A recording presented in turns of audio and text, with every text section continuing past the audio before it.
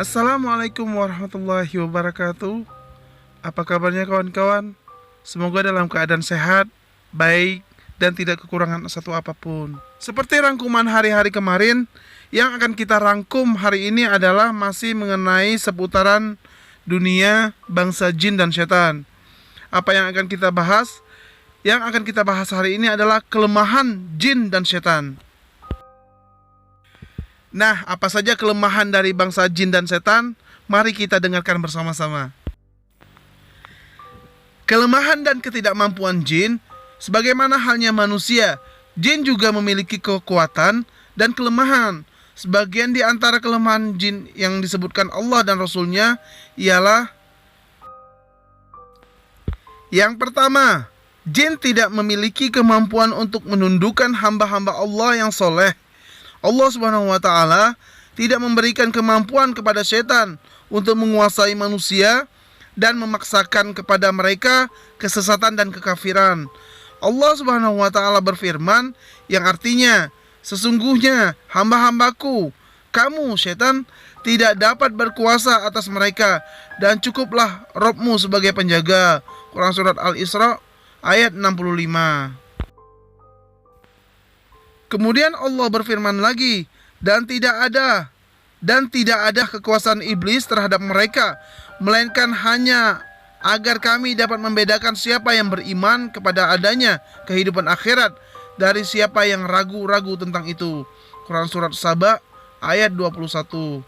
Artinya, setan tidak bisa mempunyai jalan untuk menguasai manusia, baik dari sisi hujah maupun dari sisi kemampuan.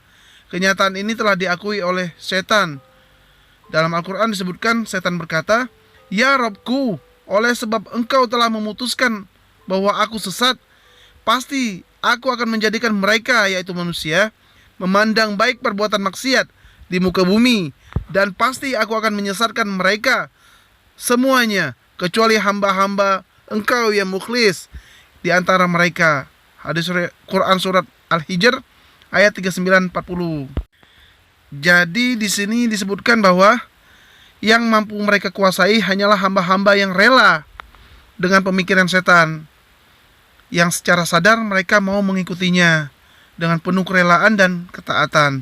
Allah Subhanahu wa Ta'ala berfirman yang artinya, sesungguhnya hamba-hambaku tidak ada kekuasaan bagimu setan terhadap mereka, kecuali orang-orang yang mengikuti kamu, yaitu orang-orang yang sesat. Al-Hijr ayat 42.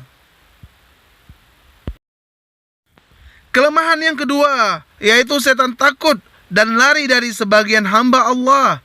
Jika Islam telah tertancap kuat pada seorang hamba, iman telah tegak di dalam hatinya, dan dia senantiasa menjaga batasan yang telah digariskan Allah, maka setan akan menjauh dan lari darinya. Sebagaimana Rasulullah SAW bersabda pada Umar bin Al-Khattab, "Sesungguhnya setan takut padamu, wahai Umar." Hadis riwayat Tirmizi nomor 2913. Di samping itu juga Rasulullah SAW pernah bersabda, "Sesungguhnya aku telah benar-benar melihat bahwa setan dari kalangan jin dan manusia benar-benar lari dari Umar." Hadis riwayat Tirmizi nomor 2949.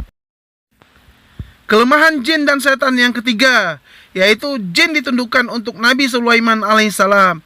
Allah telah menundukkan sebagian golongan jin dan setan untuk Nabi Sulaiman alaihissalam.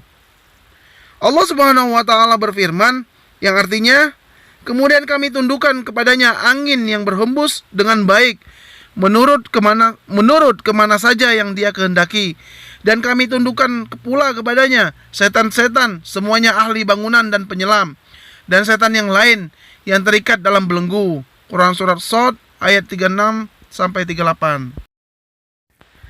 Kelemahan yang keempat, yaitu jin tidak mampu menciptakan mukjizat. Jin tidak mampu berbuat sesuatu yang setara dengan mukjizat yang dibawa oleh para rasul untuk menunjukkan kebenaran risalah yang mereka bawa. Tatkala sebagian orang-orang kafir menilai bahwa Al-Quran merupakan buatan setan, maka Allah berfirman yang artinya, dan Al-Quran itu bukanlah dibawa turun oleh setan-setan, dan tidaklah patut mereka membawa turun Al-Quran, dan mereka pun tidak akan mampu. Sesungguhnya mereka benar-benar dijauhkan dari mendengar Al-Quran itu. Quran surat Asy-Syu'ara ayat 210-212. Kelemahan yang kelima yaitu jin tidak bisa menyerupai Rasulullah Shallallahu Alaihi Wasallam dalam mimpi seseorang. Di dalam hadis yang diriwayatkan oleh Imam Muslim dari Abu Hurairah radhiyallahu anhu dari Nabi Shallallahu Alaihi Wasallam, beliau bersabda, barang siapa melihatku dalam mimpi, maka sesungguhnya dia telah melihatku, atau bukan setan yang menyerupaiku, karena sesungguhnya setan tidak mampu menyerupai diriku. Jadi seperti itu kawan-kawan, zahir dari hadis ini dan hadis-hadis lain yang semakna menunjukkan bahwa setan tidak mampu meniru bentuk dan rupa Rasulullah SAW. Namun tidak berarti ia tidak mampu meniru bentuk dan rupa orang selain beliau SAW, lalu mengaku sebagai Nabi SAW. Oleh karena itu, seseorang yang bermimpi melihat Rasulullah SAW tidak boleh memastikan bahwa dia benar-benar telah bermimpi melihat beliau SAW berdalil dengan hadis-hadis tersebut, kecuali orang yang dilihatnya dalam mimpi itu memiliki ciri-ciri yang sama dengan ciri-ciri Rasulullah SAW. Kelemahan yang keenam yaitu jin tidak mampu menembus batasan-batasan tertentu di ruang angkasa. Allah Subhanahu wa Ta'ala berfirman yang artinya, hai jamaah jin dan manusia, jika kamu sanggup menembus atau melintasi penjuru langit dan bumi, maka lintasilah. Kamu tidak dapat menembusnya kecuali dengan kekuatan. Maka nikmat Rob kamu yang manakah yang kamu dustakan? Kepada kamu, jin dan manusia, dilepaskan nyala api dan cairan tembaga, maka kamu tidak dapat menyelamatkan diri darinya. Quran surah Ar-Rahman ayat 34-35. Kelemahan yang ketujuh yaitu jin tidak mampu membukakan pintu yang ditutup dengan membaca bismillah. Imam Al-Bukhari meriwayatkan dalam sahihnya dari Jabir bin Abdullah radhiyallahu anhu.